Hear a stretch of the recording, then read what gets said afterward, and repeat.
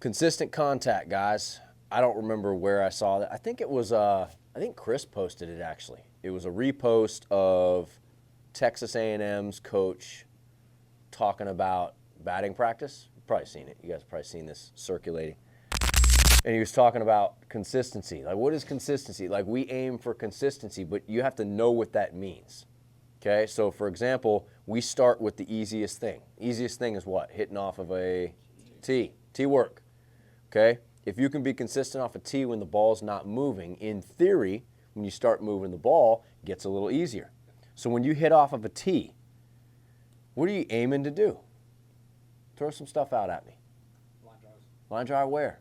Up the middle, back of the key. Either up the middle, like right side, or if you're trying to. A lot of people said up the middle and right side. Why is everybody saying right side? What if I'm a lefty? Right side still? No, left side. Left side? Why? Opposite Why side. opposite side? I work opposite side because I think that's what I need to improve most on in my game. I'm going to dump this out on the table right now. No more opposite side bullshit. Okay. You hear me? The best hit in the game is squared up right back at the dude's face. Those are the hardest hit balls in the game, the line drive piss rods right up the middle. In fact, the hardest ones in the game are the ones that are actually on the ground hard up the middle. The hardest balls I've ever seen hit, guys. 120 something miles an hour. Now, it looks cool when it goes out of the ballpark. Looks cool when it goes at an angle, but I promise you the hardest hit ball is that. Just when we do our exit velos, Seth, right? Those are the hardest exit velos. When you guys hit it knee high, waist high back at the L screen, that's the hardest exit velo you're going to get. Okay, so off of a tee, I'd like to see us be able to hit it right straight to the back of the net 9 or 10 times out of 10, maybe 8 to 10 times out of 10, without hitting the top, without hitting the ground. That's consistency. That means you can operate the same swing over and over and over again when we don't change the variables. Right? Is that consistency? Okay, so consistency has to start from the easiest thing. If you can't do it when it's easy, you'll never do it when it's hard. It's like when Greg's talking to you guys about pitching. If you can't do it at low effort, how the hell are you going to do it at high effort? Can't. It's impossible. Okay?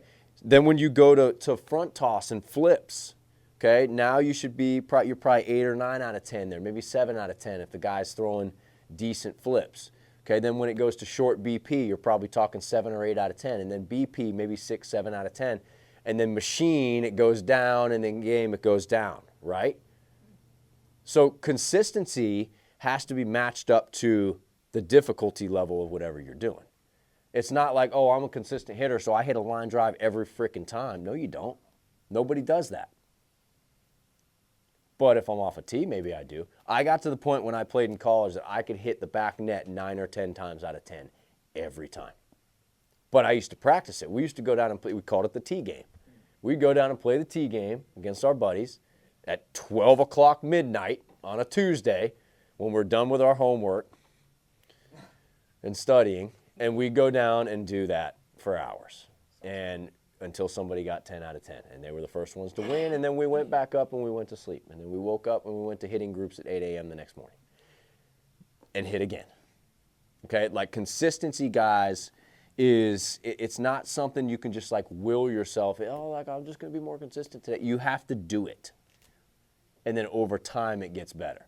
Okay, so you're asking me about attack angle out there, Josiah.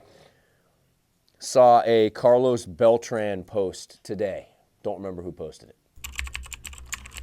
And he's like, you know, in his Spanish accent, G could probably do it better, talking about how, you know, when you hit, guys, you have to think about how you're going to hit the ball. What are you trying to do to the ball? You can't be thinking, it was funny because he's like, you can't be thinking about basketball. You can't be thinking about, you have to be thinking right there in the moment, what are you trying to do?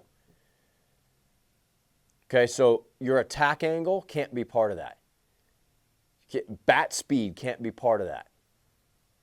Your mechanical adjustments, the 17 mechanical adjustments that your hitting coach is giving you while you're trying to hit in game, that can't happen.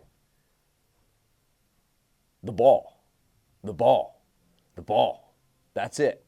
I use the analogy all the time. If you play catch with somebody who throws 90, 95, have you ever done that before? No. You ever done that before? Corey, you had to do it. You had to catch guys up at Champion throwing 92 to 96, right? And at first, it's like, oh, shit, this is a little bit stressful. But he said, he's like, those guys were so consistent, and they put the ball in a box all the time that you see it, and then you start to get comfortable with it. That only happens when you're focused on one thing at a time. If you're focused on 2, 3, 4, 5 things at a time, you're never going to be able to get that consistency. If those dudes were throwing 96-mile-an-hour two seams and nasty changeups and sliders and sweepers, and there's like 6 pitches that he's got to catch all at once and they don't tell him what's coming, that now gets a lot more difficult. This is what you guys face when you hit live. Everything's coming at you but the kitchen sink. And you guys are trying to think about all of it. You got to pick out one thing and focus on that. That is the baseball. That's always going to be the baseball. That never stops. The baseball is the thing that you pick out. You see things on the baseball. You see spin. You see, hump. You see shape. But you have to pick up the baseball. That's the most important thing. Okay? We're going to work on picking up the baseball today. You guys are going to see some things today that you've never seen before, never paid attention to before. And it's going to help you.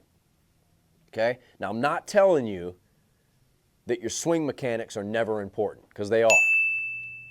But guys, you've put all of you dudes in this room, I've probably seen Jacob the least right now. Everybody else in here, you guys have put in a ton of work in the off season, right? You've worked on your swing. Has your swing gotten better? Nod your head yes if yes. Nod your head no if no.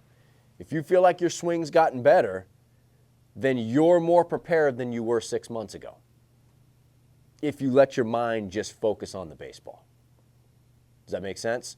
So like when you wake up in the morning, we'll go back to that question. When you wake up in the morning, what are you thinking about? Like, you guys should be envisioning how you're going to attack the baseball. How it's going to come off your bat. What you're going to see. The pitches you want to see. How your movement feels. Your tempo, your rhythm, those things.